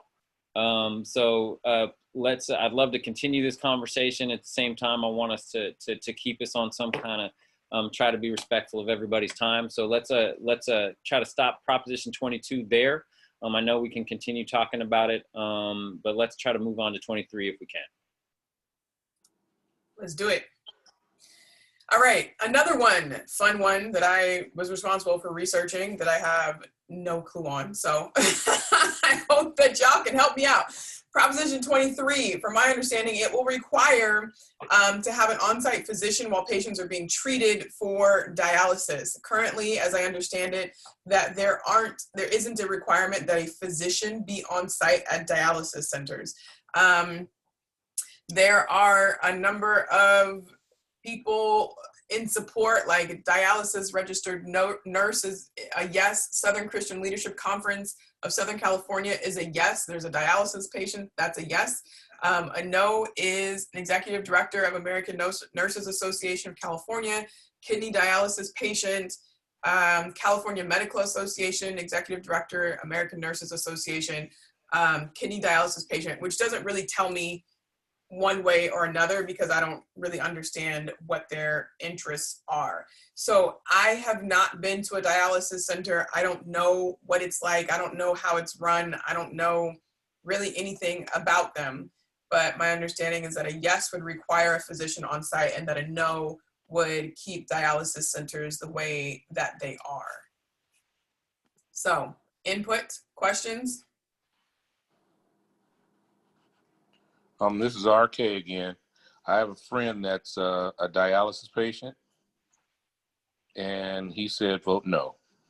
It's because they would close down more of the dialysis centers. Thank you. I'd like to speak on this one a little bit as well, if that's okay. Yes. I'm a nurse, but I'm not a dialysis nurse. I do have an understanding of dialysis, and I know a lot of people need dialysis very routinely. So there's a lot of dialysis centers that basically have the same people coming in on sometimes a daily or weekly basis to get dialysis if they have kidney failure. And so the nurses who do it oftentimes are very knowledgeable, like they know as much, if not more than, at least practice-wise, than some of the doctors. And I think I would personally vote no on this just because of kind of like what RK said, that idea of like this would possibly close a lot of clinics that can't afford to have a paid physician to, sit on site regularly. Like, I believe that a doctor should be available at all times for these dialysis centers, but having one have to be on site sounds like it could be quite an expensive proposition for a lot of the routine dialysis centers and possibly backfire on a lot of the patients who need it. Yeah, and that seems to be the argument against that. It would just be costly, so costly that it would end up closing down a number of centers and then making them less available. In communities of color, specifically Black communities, there's a lot of our elderly folks that are receiving dialysis treatment. So what does that mean? If those centers close down or they have to drive further away than what they do now to get treatment. Yeah, I do think low income or centers are probably going to be the one that get hit the hardest, or ones that take the most of underinsured or low insured patients are going to be hit the hardest by this proposition as well. I just want to share this real quick, folks, from a voter guide. Someone wrote that, and I think they're quoting from some of the language, that any proposed closure or substantial reduction or elimination of services. Hold on a second. Is it Prop 23? Oh, sorry, let me go back. Prop 23 explicitly says that the State Department of Public Health would have the ability to authorize or not authorize any proposed closure or substantial reduction or elimination of services. And this is from somebody advocating a yes. Yeah, and then Tom put in the chat also that the wording on the ballot says that it prohibits clinics from refusing to treat patients based on a payment source as part of the proposition. So does voting yes prohibit clinics from refusing treatment based on the payment source? From my understanding, there's already that prohibition.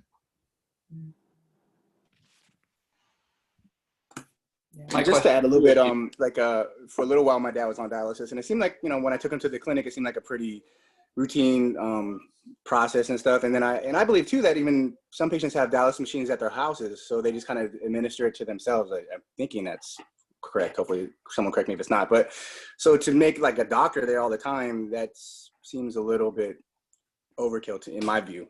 Just from what I've seen, limited amount of stuff I've seen. So.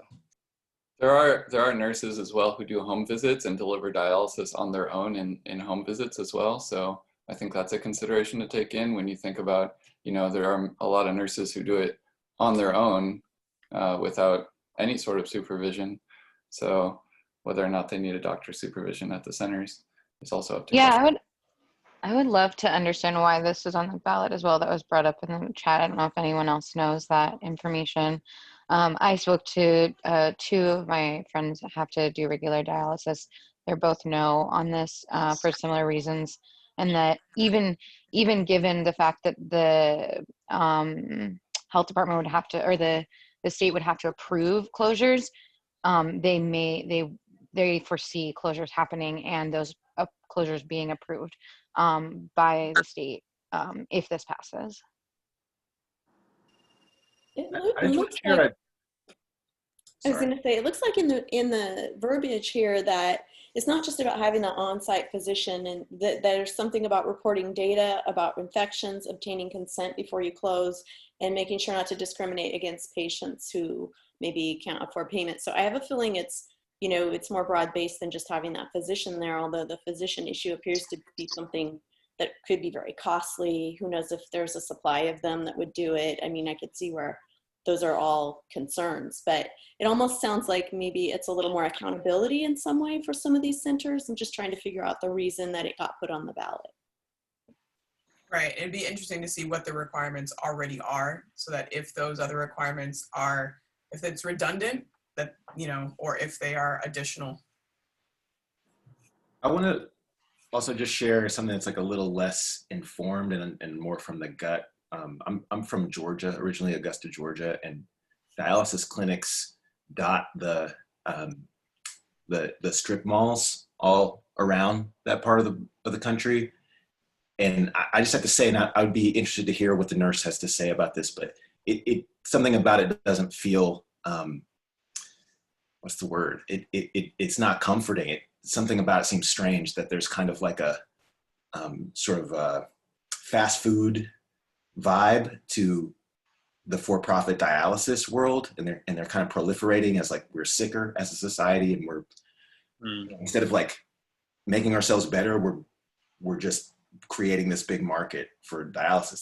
That is an uninformed kind of gut feeling I have about it.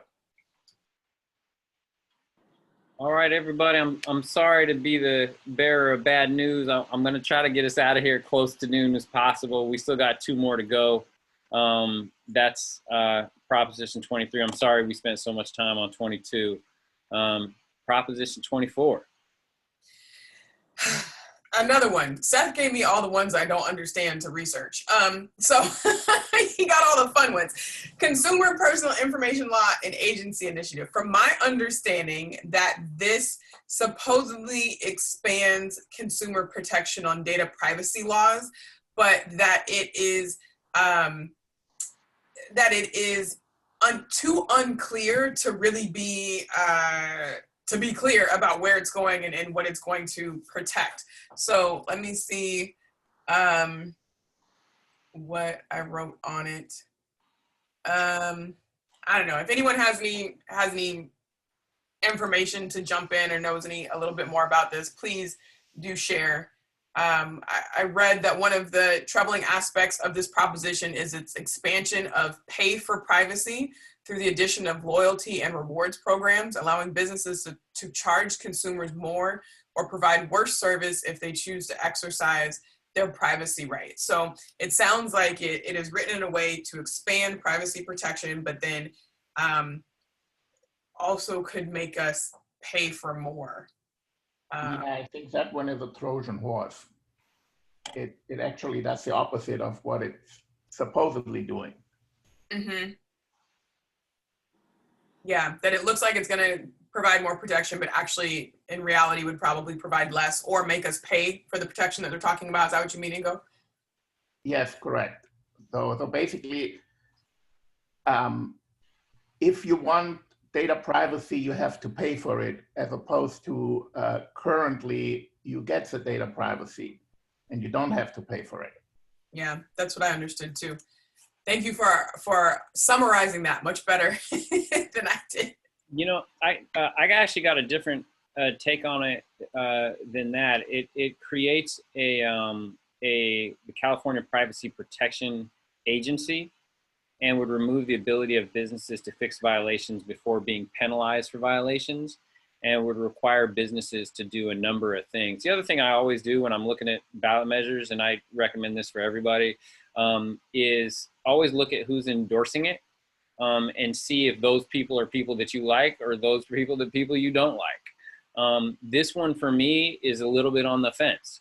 So the supporters are, looks like they're all Democrats: Ro Khanna, Ben Allen, Robert Hertzberg, Nancy Skinner, David Chu, Betty Yee, AFSCME, California Professional Firefighters, the California NAACP, and the Building and Trades Council. So those are all, and Andrew Yang, former presidential candidate.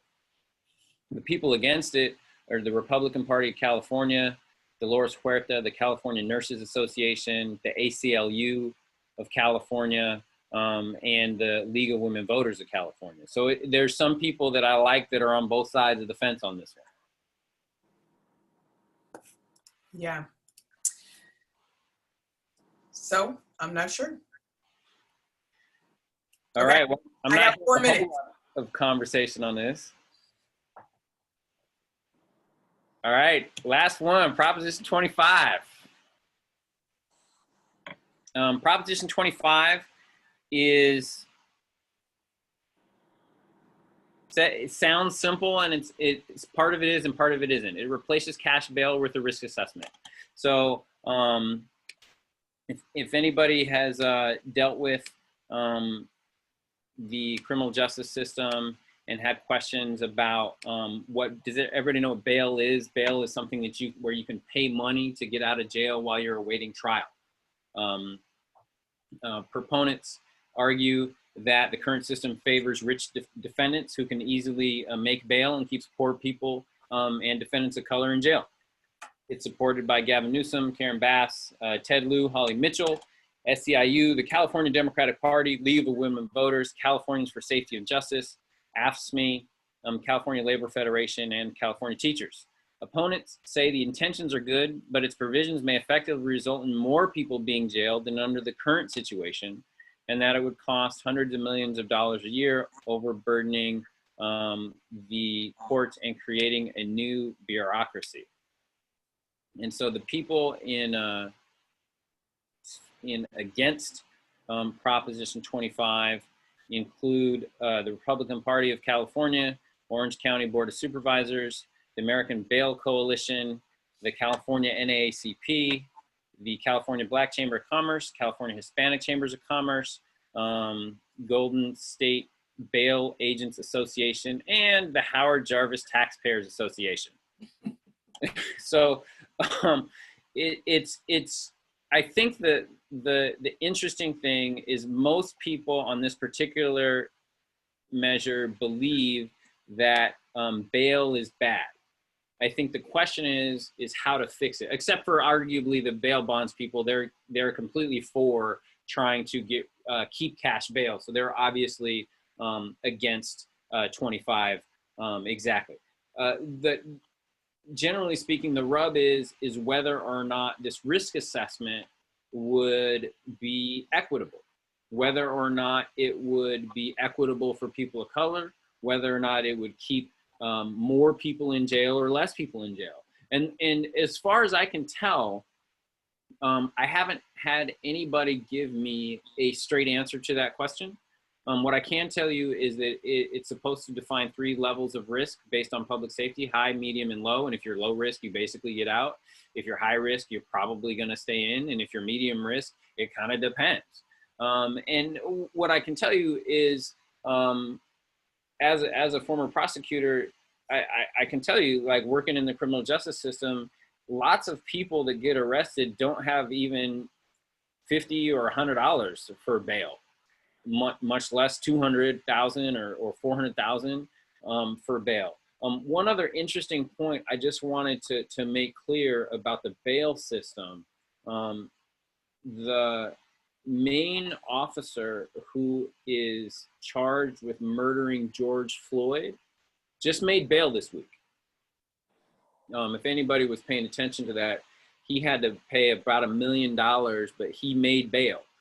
If this passes, arguably he would never be released until trial happened, assuming if this happened assuming the George Floyd case happened in the state of California. So bail would not be an ability for people who can pay it to get out if they are a danger to society. And so I'm going yes on 25, even though there is a question about whether or not how equitable it will be. I think we know the current system is definitely not equitable, and therefore I think we need to do something different than what we're currently doing. So I'm yes on 25. Hey, Seth, I just made you the meeting host. I got a 12 o'clock that I'm now a minute late for. Good to see everybody. Thank you all for joining. I will catch up hopefully with all of you later. Stay on as long as you need to. I'm going to go start my other Zoom meeting. And yeah, good job, everybody. Thanks for showing up. Thank you, Asha. Welcome. Thanks, Asha.